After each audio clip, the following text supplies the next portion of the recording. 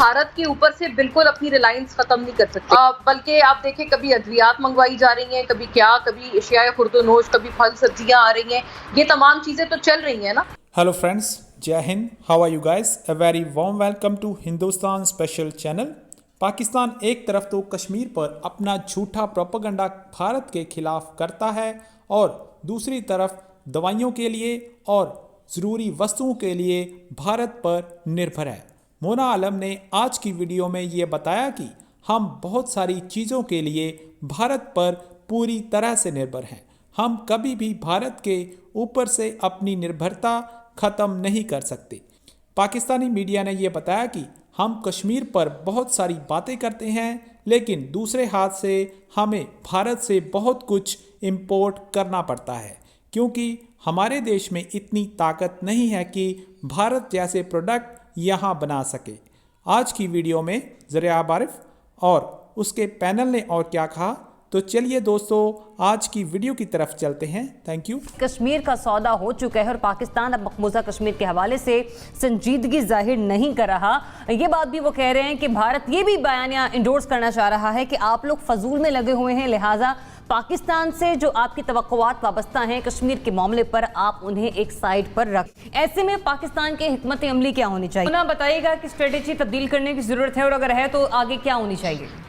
इसके बहुत सारे पहलू हैं। एक तो बात यह है कि देखिए, हमने एक इकोनॉमिक एम्बार्गो का ऐलान कर दिया कि जी वो जो, बल्कि 27 फरवरी 28 फरवरी को हमारा कन्फ्रंटेशन हुआ था 2019 में भारत के साथ, उसी वक्त हमने कर दिया था एक एम्बार्गो का अनाउंसमेंट। मुझे तो लगता है वो भी हमने कभी प्रैक्टिकली उस पर कोई इम्प्लीमेंट नहीं किया। क्या अमल दरामद है उस एम्बार्गो पे, सिवाय इसके कि जी फिल्मों की आमदोरफ्त रोक दी गई, सिवाय इसके तो और कोई बात नहीं हुई। बल्कि आप देखें, कभी अद्वियात मंगवाई जा रही हैं, कभी क्या, कभी एशिया खुर्दोनोश, कभी फल सब्जियां आ रही हैं। ये तमाम चीजें तो चल रही हैं ना। तो मुझे ये समझ नहीं आता कि हम अपना हाउस इन ऑर्डर करके अपने आप को हम सेल्फ जैसे कहते हैं डिपेंडेंट बनाकर हम क्यों भारत के ऊपर से बिल्कुल अपनी रिलायंस खत्म नहीं कर सकते। और सिर्फ भारत के लिए नहीं, ये जो आर्ग्यूमेंट है ये दुनिया भर के लिए लागू होता है, क्योंकि जब हम अपना मुकदमा पेश करते हैं तो हमारी जो मुआशी तौर पर जो हमारी बेड़ियां हैं वो हमारे आड़े आ जाती हैं।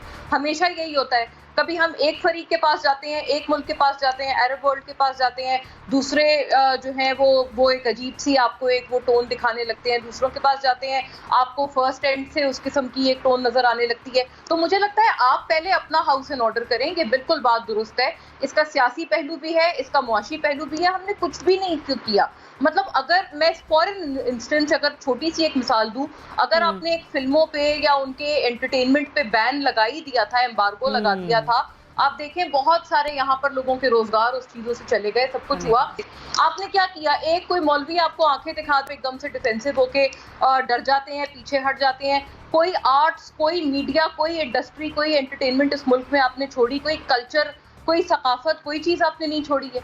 मतलब ये आपके पास एक अपॉर्चुनिटी थी कि आप अपनी इंडस्ट्री को रिवाइव करते। आपने तो नहीं किया वो, बल्कि उसकी जानिब आप जाते हुए भी नजर नहीं आए। और जो अपने तौर पर आप चीजें प्रोड्यूस कर सकते हैं या किसी और मुल्क से आप इंपोर्ट कर सकते हैं, अद्वियात जैसे हो गई, भारत से क्यों फिर आपने इंपोर्ट की? वो फिर आपको उस बात का ताना मारता है हमेशा। मुझे नहीं लगता हमने कोई उसके ऊपर फॉलो अप ऐसा अच्छी तरह किया है। उस पे हमें बेहतर फॉलो अप करना चाहिए था। आप ट्रेड हो, इकोनॉमी के मामलात हो और वहां पर ये कश्मीर और खारजा पॉलिसी के मामलात हो, पाकिस्तान को अब स्ट्रेटेजी तब्दील कर लेनी चाहिए, जिसकी वजह से जिसकी वजह से हम अपना केस परस्यू नहीं कर पाते। हमारी स्ट्रेटेजी क्या होनी चाहिए अब? देखें, इसमें मैं हमेशा एक बात कहता हूं कि जब इंडिया ने 370 को रिवोक किया था तो दे मस्ट एनालाइज के व्हाट पाकिस्तान का रिएक्शन होगा। आई थिंक जो पाकिस्तान का रिएक्शन एक्सपेक्ट कर रहे थे हमने उससे भी कम किया। हेयर आई बिल्कुल गवर्नमेंट की फॉरेन ऑफिस के बारे में बात हमेशा ये करता हूँ कि आपको ऑफेंसिव डिप्लोमेसी में हम नहीं गए। इंडिया ने जो सोचा हमने उससे भी कम किया। And they are very happy कि पाकिस्तान ने जाके यूनाइटेड नेशन में प्राइम मिनिस्टर पाकिस्तान ने बड़ी सी स्पीच की, everybody appreciated. But where is a follow up? क्या हमने उनसे अपनी तजारत बंद की? क्या हमने अपनी कमर्शियल फ़्लाइट उनसे बंद की? हमें अपने ट्रुप्स वेस्टर्न बॉर्डर से थोड़े से हमें ईस्टर्न बॉर्डर पर लाने पड़ेंगे, बिकॉज इंडिया थ्रेटनिंग हमें कह रहा है, कभी सर्जिकल स्ट्राइक की बात करता है, कभी वो फ्लैग ऑपरेशन की बात करता है। When the world come to know कि दो nuclear powers are getting close to each other and they sitting eye ball to eye ball, और खुदा न खास्ता कश्मीर क्योंकि एक फ्लैश पॉइंट है, इससे इस खित्ते को दुनिया को ख़तरा हो सकता है। पाकिस्तान लिप सर्विस कर रहा है, शोर मचा रहा है, that's all. Why United Nation, why USA, why European Union और ओआईसी को क्या ज़रूरत है शोर मचाने की? लेस टर्की और एक दो और कंट्रीज़ हैं। So we have to be very aggressive. हमारे फॉरेन मिनिस्टर ने कितनी दफ़ा उसके बाद 2 साल में 12 मुल्कों में गए हैं, विज़िट किया है, वहाँ जाके जो 5 परमानेंट और 10 नॉन परमानेंट से कितनी नेगोशिएशन की हैं। फ्रांस ने हर दफ़ा हमें वहाँ पर डिच किया, हमने फ्रांस पे कितनी बात की है, रशिया में कितने जाके बात की है। We have to show the world that Pakistan is really boiling with anger, और this boiling point can turn into a conflict. और जब कॉन्फ्लिक्ट होता है तो वॉर की डायनेमिक्स किसी को नहीं पता होती कि ये कहाँ एंड करेगी। These are the thing which I always thought कि जिसकी वजह से इंडिया टेकिंग एडवांटेज, उसने वहाँ पर डेमोक्रेटिक लॉ भी नहीं लिया है, हिंदू सेटलमेंट शुरू कर दी है, एंड उसके बाद उन्होंने आज़ाद कश्मीर पे और उसके बाद गिल बल्दिस्तान में भी शुरू कर दिया कि मतलब अब हमें एग्रेसिव हो जाना चाहिए। बुखारी साहब। जी जनाब अली, देखिए किसी भी मुल्क का प्रोपेगेंडा करना उसका हक होता है। अनफॉर्चुनेटली एक एक्सट्रीमिस्ट गवर्नमेंट इंडिया में आई हुई है, उसका काम है। अगर एक एक्सट्रीमिस्ट ना भी होती, फॉर एग्जांपल कांग्रेस की गवर्नमेंट होती, वो भी अगर इस तरह का काम करती, इसी तरह ही प्रोपेगेंडा करती।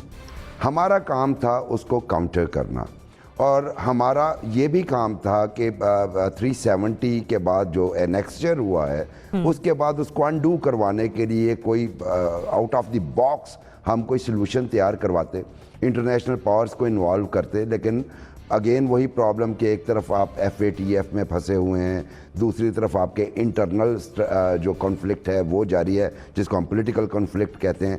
तीसरा ये कि आपकी फॉरेन पॉलिसी जिस लेवल की वाइब्रेंट होनी चाहिए थी वो नहीं।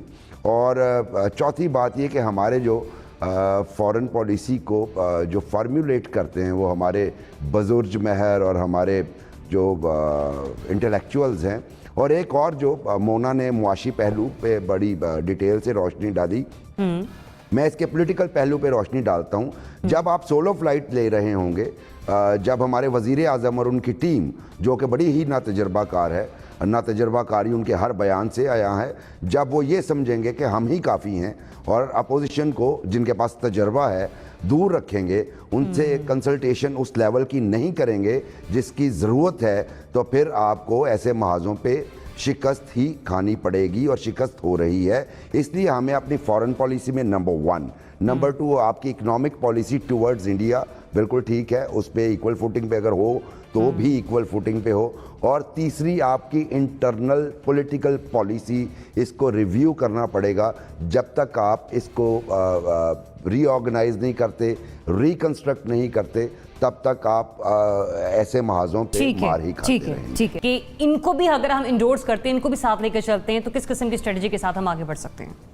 देखें, पहले तो ये बात है कि नरेंद्र मोदी और उनका जो इंतहा पसंद भारत है इस वक्त, वो तो जो भी नैरेटिव बना रहा है पाकिस्तान के ख़िलाफ़, वो तो अपनी फॉरेन पॉलिसी के तहत चल रहे हैं। लेकिन कश्मीर को बेचने के जो नैरेटिव पाकिस्तान में बने हैं, उसका तो मुकाबला नरेंद्र मोदी और नरेंद्र मोदी की जमात BJP भी नहीं कर सकती। तो कश्मीर उन्होंने बेच दिया। अब वही नैरेटिव जो है, जो तहरीक इंसाफ ने और अपोजिशन जमातों ने उस वक्त बनाया था, वो अब इमरान खान साहब के ख़िलाफ़ इस्तेमाल हो रहा है कि इमरान खान साहब ने जो है वो कश्मीर का सौदा कर दिया।